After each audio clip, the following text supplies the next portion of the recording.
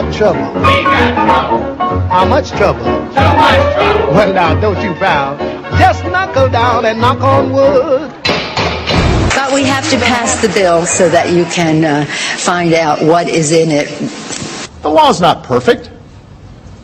We've had to make adjustments along the way. And, by the way, you have to tell people that they can go to the exchange, the marketplace, where they may qualify for a subsidy, or they may just get a better price. The big picture that Congress intended for every eligible American to have access to tax credits that would lower their health care costs, regardless of whether it was state officials or federal officials who were running the marketplace. We will keep this promise to the American people. If you like your doctor, you will be able to keep your doctor, period.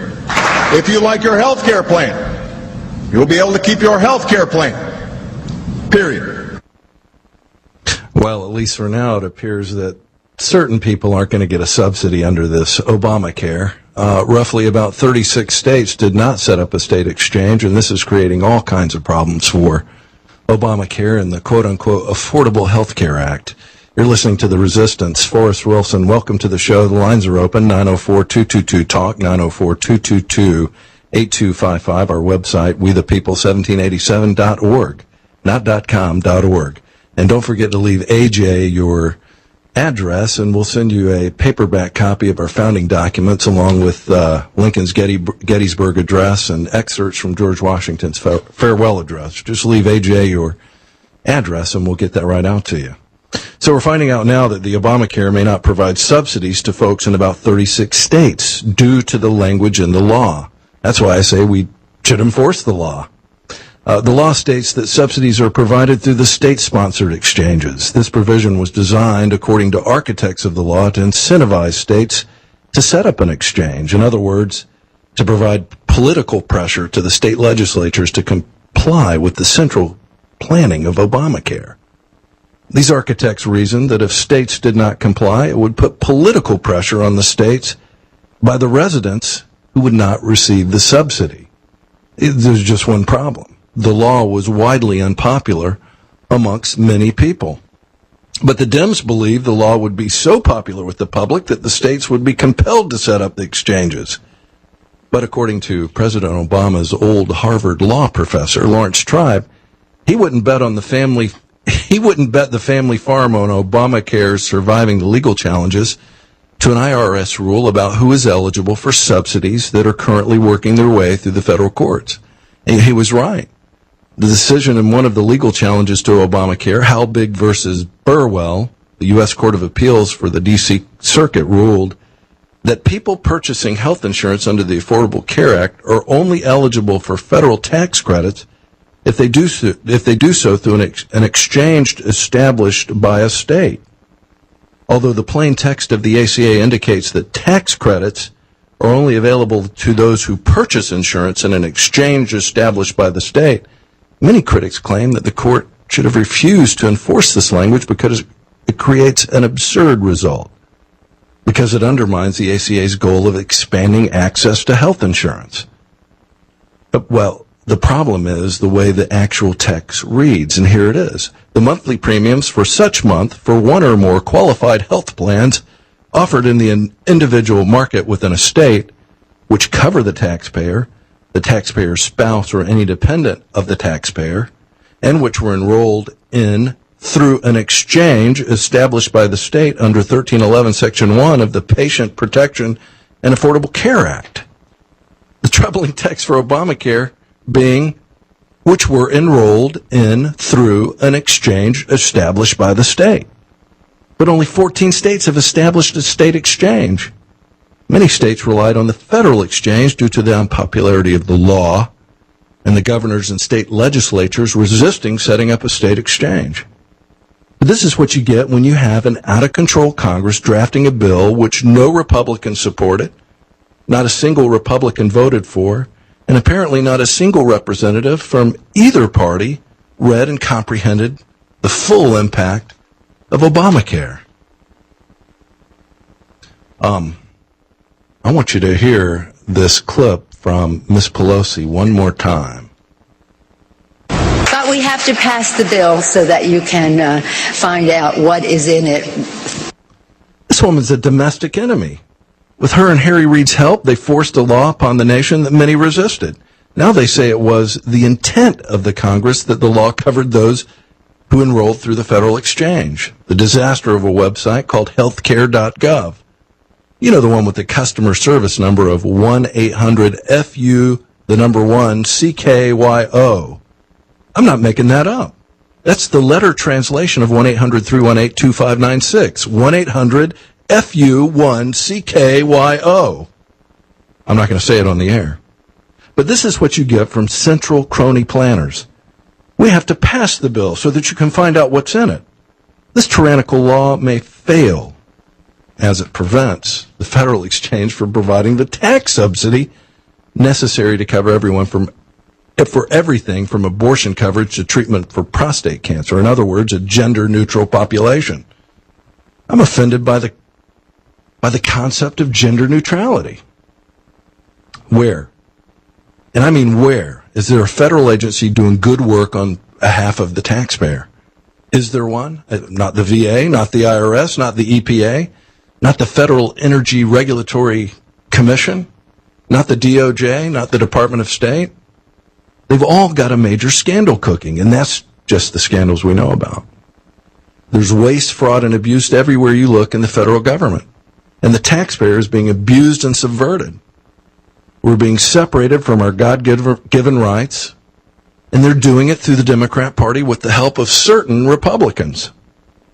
Now, the administration is encouraging ICE to stand down, say former border agents. According to Cheryl K. Chumley yesterday of the Washington Times, President Obama has sent out a subtle message to Immigration and Customs Enforcement agents to stand down and slack off the enforcement, say former border agents. Some agents say the White House has purposely failed to order them to take care of the influx of illegals across the border, said Ronald Colburn, the former National Deputy Chief of the U.S. Border Patrol. And that neglect has led to the scores of illegal minor-age immigrants coming up from Central America, Mr. Colburn said. But according to Wayne Allen Root, that's not the real problem here. Illegal minor-age immigrants invading our southern border, that's not the issue. I've got Wayne Allen Root right now. Wayne, how are you doing? Hey, Forrest, how are you? Great, good to have you on. Hey, you know that I'm in the middle of book tour. My new book just came out called The Murder of the Middle Class. And funny enough, everything that's in the headlines and everything you're about to ask me about, they all relate to the murder of the middle class. What's happening on the border in Mexico is the murder of the American middle class. The headline at this second, as we speak, a Drudge Report, Americans getting poorer, household net worth in massive decline. That's the murder of the middle class. Yes, I saw that article. Is all part of the exact same purposeful plan. Obama's wrecking the country, wrecking the world, wrecking our lives, wrecking capitalism. And this is not a mistake, Forrest. It was all planned from day one. And you wrote about this in a piece titled, Are Terrorist Cells Invading Our Southern Border? And what do you mean by that, Wayne? Well, first of all, let's start with the more mainstream issue of what's happening on the southern border. It still is a gigantic issue. I'm just more worried about terrorism than I am about poverty. But the reality is, Obama's driving us into poverty. This crisis is amazing. He wants to send illegals who require so much money to be spent on them by government into middle-class communities all over this country. I don't notice him sending them to Beverly Hills or Georgetown in Washington, D.C., or Malibu, or the Upper East Side of Manhattan. Why is he choosing to send them to small middle-class towns in red states? I mean, it's absolutely outrageous. He's looking to destroy the middle-class quality of life in this country and destroy red states and flip them blue. So, I mean, all of these things are happening. Then you've got the criminal aspect. How many of these kids are actually nice kids, and how many of them are criminals with tattoos from head to toe? My understanding from people in the border agency who've contacted me is they're almost all criminals. This is like, wasn't it called the Mariel boat lift, where they let them out of the Cuban jail cells? These are criminals coming from Central America. They're emptying their prisons to get rid of their biggest headaches, murderers, and they're sending them to us. Anyone could see that's happening. And it's just an embarrassment, and it's just an incredible crisis. And then you have a president who plays golf and goes to fundraisers all day, and when he's actually at a fundraiser 100 miles from the border, refuses to show up at the border. I mean, I don't know how to describe that, Forrest, other than a president who is purposely trying to destroy the country. Now we get to my headline, which was, hey, forget about all that. Let's think about the really bad stuff, and that is who else is sneaking into the border while this massive crisis and distraction is going on. I think Al-Qaeda and Taliban are pretty smart. I don't think they're dumb. I think that they're very good at adapting to battlefield changes. I think they've proven that, and I think they've held their own in Iraq and Afghanistan against America. Of course, that's because our hands are always tied behind our back by Barack Obama. But the reality is, I'm sure, I am certain in every fiber of my body that they know that the border is wide open. This proves it, this crisis. Any kid can walk over the border now, and I think they're using this distraction to send terrorist cells over the border into America. I'd be willing to bet you any amount of money that they've already sent quite a few of them in, and they're going to create a massive terrorist attack in this country in the following months. And I think they should at least be suspect of it, because apparently they found border rugs at the border, or rather prayer rugs at the border. They did. That is a fact. And so, I wrote about this before that came to light. Now I know I'm right. Believe me, they're in the country as we speak. There's no reason, why anyone can't get into the country, no matter who it is from any place in the world. If you want to get in now, the Mexican border is wide open, and we all know Obama won't send you back, or only sends back some small percentage, hires you a lawyer at taxpayer expense, and then if you get to stay either temporarily or permanently, you spend the rest of your life getting food stamps, welfare, you name the program, housing allowances, free meals at school, aid to dependent children, whatever it is. We know Obama's willing to give it to anyone while the country's almost $18 trillion in debt and $118 trillion in debt and unfunded liabilities. It is far worse than any last person understands. And all of this is going to directly affect people through property taxes, because those are the things that fund school systems and other infrastructure within these communities where these kids are going. Well, Wayne, we got to take a quick break, but I want to have you hold on and let's continue this discussion on the other side. You're listening to Forrest Wilson and the Resistance. Our lines are open, 904-222-TALK. We're talking to Wayne Allen Root about the crisis on the border and the real threat to American sovereignty and security. We'll be right back. Let's return to We the People with Forrest Wilson. Once again, here's Forrest. And we're back with Wayne Allen Root, Wayne's latest book, The Murder of the Middle Class, and we're talking about the crisis on the border and the real threat to America. Wayne, let's talk more about this infiltration. I've had some experience with these terrorists, and one of them was a special alien attack. Back in 1993, January 25th, I was sitting outside of CIA headquarters getting ready to turn in, and Miramal Kanzi opened fire on a soft target. And they asked him, why'd you stop shooting? And he said, well, I'd shot everyone at the light. Wayne, you there? Yeah, I'm here. I'm listening. I know. I hear the story. Yeah, I've had experience with these folks, and I know that they're ruthless killers. And once they're in this country, my fear is that soft targets everywhere will be attacked, possibly in a coordinated attack at the same time. Well, just think of the lesson being learned at this moment by illegals all over the world. I mean, forget about the fact that we're now mentioning that, Al-Qaeda could be in, any sort of a radical Islamic jihadist terrorist group could be in right now plotting a massive terrorist attack. How about just the millions of aliens that are here already who are not terrorists, but who are terrorizing our economy, our budget, who are going to be terrorizing the middle class because they're going to be competing for low-wage jobs with middle-class Americans? How about the fact that the headlines today everywhere are about the fact that Barack Obama, it's a completely the worst-kept secret in Washington, he's about to announce a massive executive order to basically give de facto legalization to every single illegal in the United States. Right. He's planning this after the summer. According to Dan Pfeiffer, he's planning this amnesty rollout right after the summer here. Right after Labor Day, correct. And it's very strange, the words that Pfeiffer used. I mean, why would Obama's lead guy bring up impeachment? In other words, where are they going with this, that they're saying here's what he's going to do, and we already know they're going to try and impeach us. First of all, there's been very few Republicans who have brought up impeachment. I'm one of them. Sarah Palin's one of them. But nobody at the top has actually brought it up. John Boehner hasn't.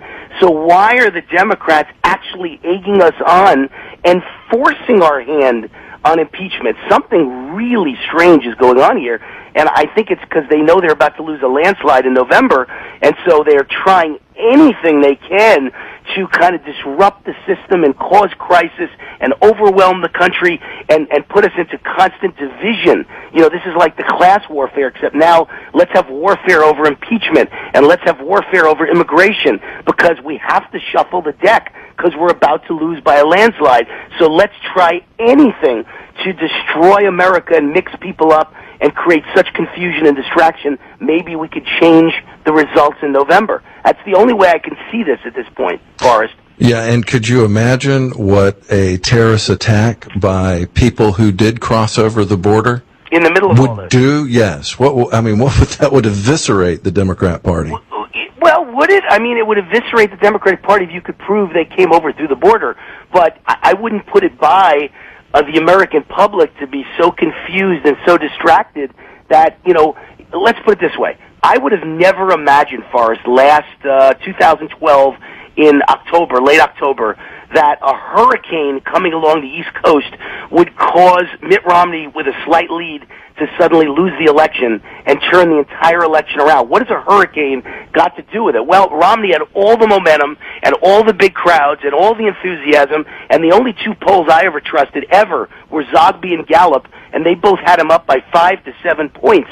And then suddenly the campaigns kind of shut down for a few days, almost a week, and Obama appears on the tarmac and gets his you-know-what kissed by Chris Christie, and suddenly the entire election changes, and Obama's in the lead and never looks back. Now, I would have never imagined that. So my point to you is, suddenly Republicans about to win a landslide in November, suddenly there's a terrorist attack. Obama's the one who's on the ground hugging people and telling America it's okay. He's on TV day and night comforting the nation. And suddenly what used to be a landslide suddenly becomes an Obama victory, a Democratic victory in November. I would not put it by the American public to be distracted and confused and once again get the wrong message and be completely fooled by this travesty, this propaganda machine of the Democratic Party.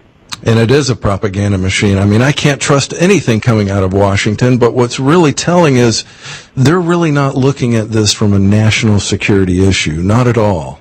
Well, I don't think they care about national security, obviously. Don't think I'm saying something radical or extreme or exaggerative, folks. Here's a guy, Barack Obama.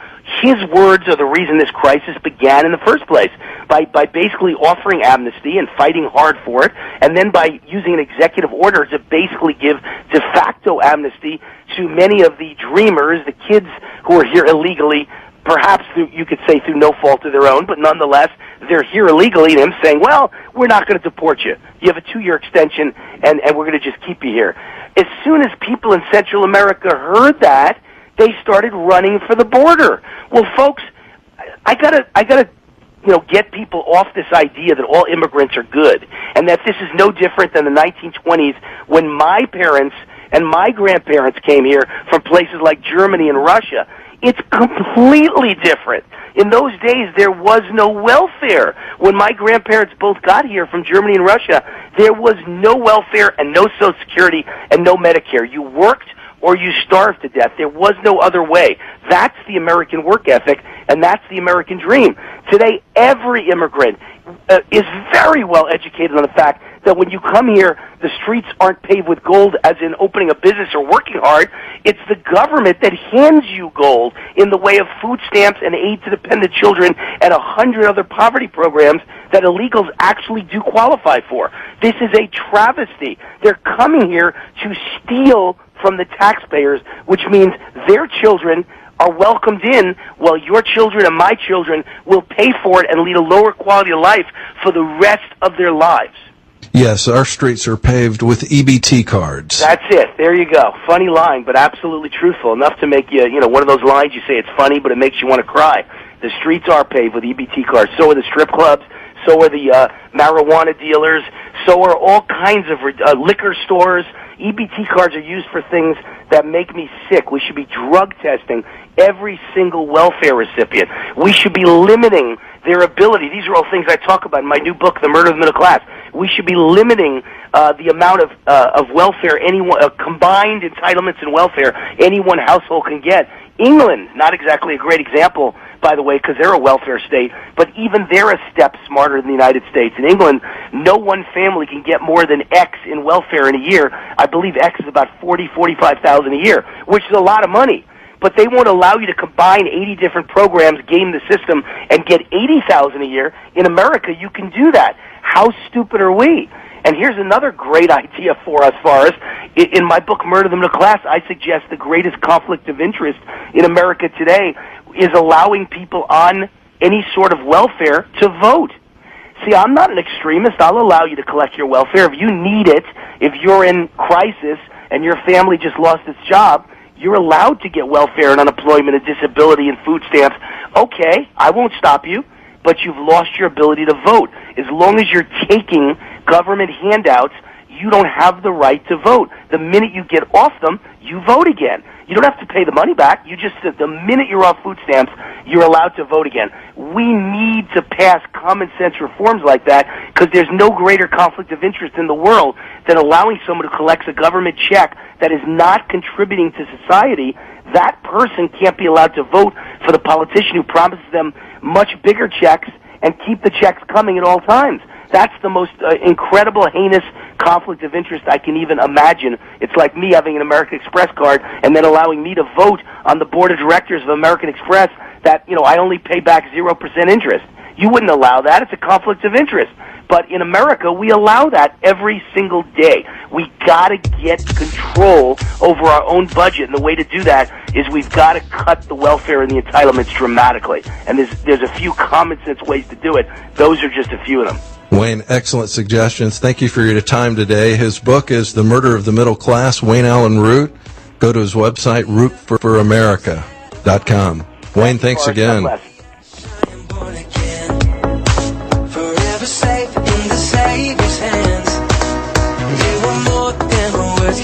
Let's return to We the People with Forrest Wilson. Once again, here's Forrest.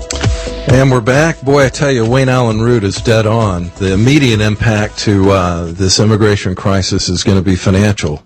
I understand now that President Obama is asking for $3.7 billion, apparently, to provide some level of support at the border. But there are reports of prayer rugs being found, and little mention of this threat from anyone in Washington, at least in the major media outlets. And they have to know this threat exists, and they have to know there's a high probability that we're being infiltrated. And it's criminal, and it may result in impeachment. This is a time of war, holy jihad.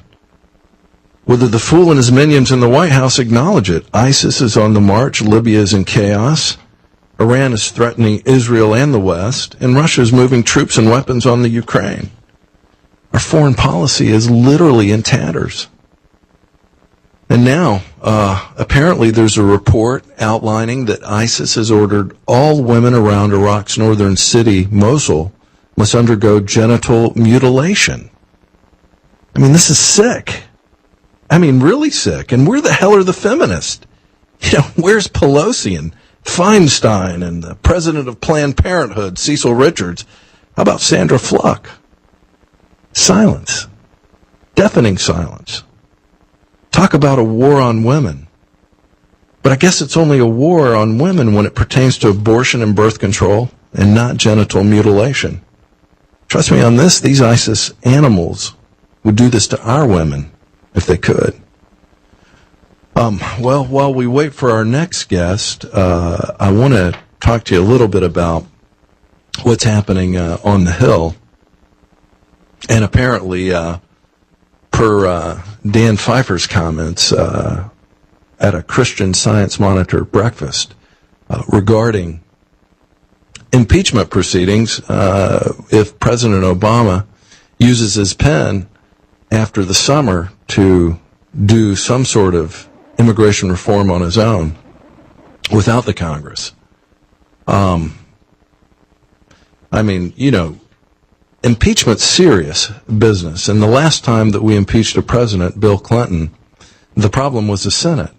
He was impeached in the House of Representatives, but when it was put before the Senate, the vote came through and the impeachment did not proceed. It ended right there. So impeachment could only happen if we took the Senate away from Harry Reid and the Democrats. But I really believe that there's something to that, and I think Dan Pfeiffer's right. I certainly think that there's an opportunity there, but we've got to take the Senate. That means everybody, the next election, has to look hard at their Senate candidates that are running for office. And I would caution against reelecting any Democrat, or a new Democrat for that matter. Otherwise, we're going to continue to have the problems that we have, the propaganda out of Washington, the cover-ups, the absolute failure of the largest federal agencies, literally failing. And that's just the scandals that we know about. I want to bring in my next guest, Congressman Ted Yoho from Florida's 3rd Congressional District. Welcome, Congressman. Hello. How are you? Thanks for having me on. I'm doing great. Now, you accuse the administration of creating a magnet for these illegal aliens crossing the southern border. Yes, sir. Tell me a little bit about that. You've had some discussions here on Capitol Hill recently with your colleagues. What are people saying? Well, if you look at the situation we're having today on our southwest border, this is nothing new. It's been escalated strictly by this administration and Eric Holder's failure to enforce the laws on the book and failures to secure the border. We have the means, we have the wherewithal, we have the technology to do all that. This president, if you go back to 2011, when he took his pen, with the wave of his pen, and said, we're not going to deport dreamers, it sent a signal. And then giving people that come across illegally, not deporting them, preventing the ICE agents, the border agents from enforcing the laws on the book. We've had the agents come into our office pleading with us because if they do their job, they get reprimanded. If they don't do their job, they get reprimanded. And the ICE agents, the Border Patrol agents, have the lowest morality when they score all these different agencies in government because they can't perform the job that they were sent here to do. Now, if they pass legislation with new steps to secure the border, is it true that you and your colleagues are prepared to tell Obama if he doesn't implement it that he would be subject to impeachment? Again, we don't need any new legislation. We've got legislation already on the book. And in fact, I spoke up about this yesterday in our conference, that you guys really think this president will enforce any new legislation that we pass? And the room was deathly quiet, and their response was, no, he won't. To me, we need to force the president to enact the laws on the book. He was hired, he was elected to faithfully execute the laws on our book and follow the Constitution. And he has clearly shown over and over again he's not doing that. So I think it's disingenuous to think that we can pass a law that he'll follow unless it's something he's written. And I don't think that law would be best for America. Any chance of anything getting through the Senate controlled by Harry Reid? No, sir, and I'm glad you brought him up because Harry Reid, to me, is the biggest stumbling block in passing good legislation in America. We've got an $18 trillion debt that's knocking at the door. We've got over 40 good job bills that we've passed in the House. Harry Reid has not picked up one of those. One person from the state of Nevada that I know I didn't, and I'm sure most people listening to your audience have not voted for, is holding up legislation in this country that would correct a lot of our problems. And that's from a directive from the president. Congressman, are you concerned about the risk to national security, like Wayne Allen Root was discussing earlier, foreign fighters coming across the border to potentially attack the U.S.? I'm more concerned about the risk for national security. We're at a point now in the world because of the lack of leadership of our foreign policy of America. It's like our foreign policy compass is broken. It's kind of like Jack Sparrow in the Pirates of the Caribbean. He's walking around with a broken compass, not knowing which way to lead. And sitting on foreign affairs, I hear the stories of people from ISIS from Hezbollah, people coming across our borders. And if you look at the uptick in people that are what they consider OTMs other than Mexican or Hispanic origin, it's up like 5-fold from what it was a couple years ago. This is a national security concern that all Americans, it's not a political issue. This is the national security of the United States of America.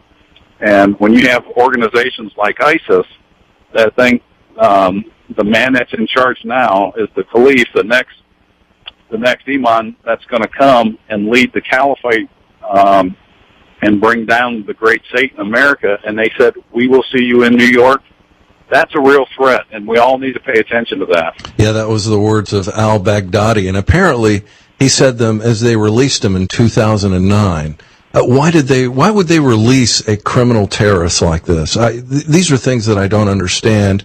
I don't understand why we're not securing the border, sealing the border. We really are at war, whether the administration admits it or not. The holy jihad goes on, and we apparently just are not paying any attention to what's happening as far as that's concerned, and this possible infiltration. No, because you get the president, along with his administration and a complicit media, playing political games. You know, they're bashing the president because they don't like his policies, or they're going after Eric Holder because they don't like his policies. This has nothing to do with the policies or the person or their party. This has everything to do with what's going to make our country stronger and more secure. And the president's policy and his administration, clearly, it's one of three things. It's either incompetence, it's ignorance, or it's by design. And to be honest with you, none of those are acceptable. Our policy should be to make this country stronger and more secure, and this administration is not doing that. And I would have to agree with you wholeheartedly. Now, Dan Pfeiffer, one of President Obama's senior advisors, said on Friday, President Obama will go ahead with a very significant executive action on immigration after the summer. If that happens, what can the Congress do? Well, the Congress has four things we can do. One of them is we have the power of the purse, which with the Murray-Ryan budget, we've gained more power back to Congress by going back to regular order. That's one thing we can do, and we've cut programs. We've cut funding to different things that he's trying to do that we prevent him from doing. So we have that. We can censor him, but that's kind of like a slap on the wrist. That's not really going to do anything. We can sue him, which we have with the NLRB case that we got passed, we won the court case on that. And you heard what the president said when John Boehner was going to sue him again. He goes, well, go ahead, sue me. And he laughed at it. He goes, you sued me for doing my job. No, sir, if you were doing your job, we wouldn't be doing it. And, of course, the last recourse is impeachment. So the president has a choice to make. Either enforce the laws on the book without changing them, without implementing a portion of the law, and secure our border, or, sir, you leave us no choice but impeachment. And I'm not saying I want to do that. I'm saying this is the option the president is handing Congress, and it's his choice, and I hope he chooses wisely, and I hope he chooses what's best for America, and that's not what's best for him or his legacy or party. This is about the future of America, and it's his choice. You know, again, I don't want to impeach him. The American people don't want to go through that process, especially so fresh after coming off the Clinton impeachment trials that was won successfully. This president has a choice. Either enforce the laws on the book or you give Congress no other option. Well, Congressman, in 5 days, Congress recesses for August. Are we going to have any meaningful legislation to stop the invasion, or is the invasion going to continue through August? No, it won't be meaningful on legislation. It'll be dealing with crisis management that's at the border right now due to the failed policies of this administration. And I'm all in agreement that we should stay here until we fix this problem. We don't need to be back in August. I mean, we need to stay up there and do our work until this is done. Not just on this, on the budget, on our spending, and start reforming these programs that the American people have sent us up there to do. So I am one calling to stay up there and get the job done, because in 5 days, to rush through there and get a bad piece of legislation would be worse than doing nothing at all. Congressman, thank you for your time today, and keep up the pressure on this administration. You can count on that. I appreciate the opportunity to be on your show. Yes, you're very welcome. Well, I guess, thank you, Congressman Yoho of the 3rd District in Florida. The downside of impeachment, if it were successful, would mean a Biden administration. I'm not sure that's going to be any better. You're listening to The Resistance. Forrest Wilson, the lines are open, 904-222-TALK, 904-222-8255. Stay tuned. Let's return to We the People with Forrest Wilson. Once again, here's Forrest. And we're back. You're listening to The Resistance, Forrest Wilson, and a discussion with Congressman Ted Yoho, 3rd District of Florida. It doesn't sound very encouraging. It looks like the invasion is going to continue through August, at least until the recess is over. If somehow we impeached this royal president, we would have President Joe Biden. And I just don't think that would be a good outcome. I suppose it would be better than what we've got right now. I don't know how bold Joe Biden would be if he were suddenly in the president's chair. But without Republican control of the Senate, the chaos inflicted by this administration on the citizens of this country will continue. In other words, the midterm elections are probably the most important elections of our time. I mean, look at the world. It's on fire. And, the boobs in Washington are looking everywhere for the tranquility of the global community. And it's like, you progressive dummies, there is no tranquility. None. Nowhere. Airliners being shot down, Israel's right to self-defense being besmirched, while Hamas puts women and children in harm's way. Russia escalating the invasion of Ukraine, border states dealing with an overwhelming invasion. ISIS demanding women to be subjected to genital mutilation, all the while our leadership appears to be the victim of genital mutilation. Finally, there's one thing I want to cover with you today. Unfortunately, we only have an hour a week. There's a lot to talk about, a lot of crises, a lot of overwhelming situations in the world and in this country. But there's this thing called Operation Choke Point. And this is a Department of Justice fraud prevention program. And this is in an article on the Daily Caller. Jonah Bennett writes, a Justice Department fraud prevention program came under fire Thursday for allegedly morphing into actively pressuring banks to deny financial services to businesses for political reasons. This is just another targeting operation, this time through the Department of Injustice and Eric Holder. Operation Choke Point functions as a partnership between the Department of Justice and various other federal agencies which deal with bank regulations, specifically Treasury and the SEC. The objective of the project is to choke off fraudulent businesses from accessing financial services in an effort to protect consumers. The controversy, however, is over allegations that the DOJ is pressuring financial institutions to decline doing business with so-called high-risk industries, which line up squarely against the political leanings of the current administration. In other words, businesses the president finds objectionable. And these businesses include ammunition sales, payday loans, pornography, fireworks companies, and others. And all 24 industries have been targeted with this Operation Choke Point, as listed by the Federal Deposit Insurance Corporation, another federal agency of the federal government involved in this massive operation. Operation Choke Point is one of the most dangerous programs I've experienced in my 45 years of service as a bank regulator, bank attorney and consultant, and bank board member. Operating without legal authority and guided by a political agenda, unelected officials at the DOJ are discouraging banks from providing basic banking services to lawful businesses simply because they don't like them, said William M. Isaac, former chairman of the FDIC. On Thursday, House Judiciary Committee hearing focused on the legality of the DOJ overreach. I mean, this is just yet another scandal with the Department of Justice. Letters have poured in from company owners in support of these suspicions, noting startling cases where the DOJ reportedly has directly strong-armed banks into dropping clients not engaging in fraud. I mean, does this sound familiar? Does this tactic sound familiar? Virginia Republican Representative Robert Goodlatte revealed that one of the more egregious examples sent in to the committee was a meeting between the DOJ and a bank regarding the continued provision of financial services to a payday loan company. You know, many people rely on payday loans because they live paycheck to paycheck, and sometimes after you've spent the paycheck, you got to go back for some more. Unlike the federal government or feral government, they have no printing press, so they go to the payday loan company. The DOJ official reportedly told the banker, "I don't like this product, and I don't believe it should have a place in our financial system.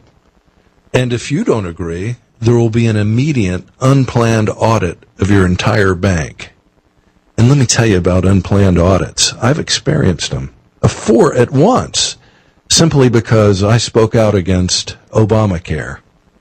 But now I understand there is more to it, because apparently this program's been going on for some time, and it actually targeted non-bank financial institutions, otherwise known as mortgage lenders. You know, one of the largest commercial lenders in this country prior to about 2009 was a non-bank financial institution.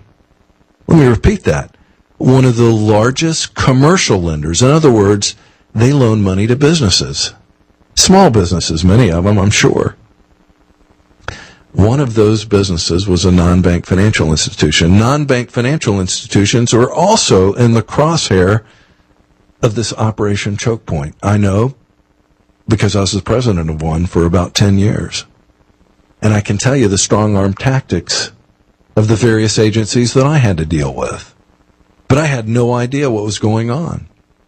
But now you do. And I go back to what I said earlier. Man, if you're not paying attention, it sure would be a good time to wake up. This midterm election, I'll say it again, is probably one of the most important elections of our time. And I say this sincerely to you. If you don't know what's going on and you just happen to tune into this broadcast, number one, tune in next week. But more importantly, do some research. Go to some of the websites on the web which have all sorts of information for you to sift through. And I'm going to give you a couple of them. The Washington Times is a great place. That's where my friend Cheryl Chumley works. You know, another one that I like is a Drudge Report, but if you want something a little more middle of the road, go to any of the news websites and you can find this. And by admission, the federal government. Go check out some of their websites. Those are great sources of information, and you can draw your own conclusions. And I hope you have that opportunity between now and then, because it looks like with this invasion, man, we're going to get slapped economically and possibly right in the national security keister. And I mean that from what the administration calls special interest aliens. And if you're not paying attention, my goodness, I'm afraid you're in for a rude awakening, because, you know, as my discussion with Wayne Allen Root exposed, many of the economic impacts that we're going to experience from this invasion is going to be on property taxes. These are the things, these are the services that these children are going to need. One of them is education. Almost every single school district around the country is funded through property taxes. So you can bet we're going to see an increase in that. I hope you'll tune in weekly. It's Forrest Wilson. You're listening to The Resistance. 904-222-TALK, should you ever want to call in. Have a great weekend. We'll see you next week.